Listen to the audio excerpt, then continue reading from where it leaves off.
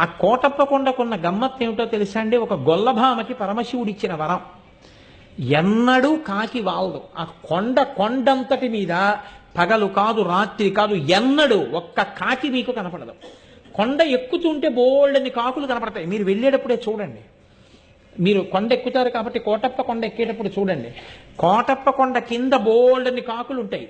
కోటప్ప కొండ ఎక్కడం మొదలెట్టినప్పటి నుంచి చూడండి, ఒక్క కాకి అంటే ఒక్క కాకి మీకు ఆ కొండ మీద వాలడం.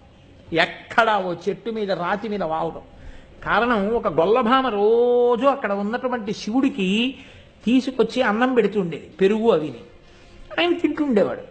నువ్వు ఊళ్ళోకి రా అంటుండేది ఆవిడ. అంటే ఆయన నవ్వేసి ఉడుకునేవాడు. దక్షిణామూర్తి, ఆయన నిశ్శబ్దంగా ఉండేవారు. ఆవిడ ఒకరోజు తీసుకొస్తూ చల్లకుండా తీసుకొచ్చి అక్కడ పెట్టి కూర్చుంది బడలికి. కూర్చుంటే ఒక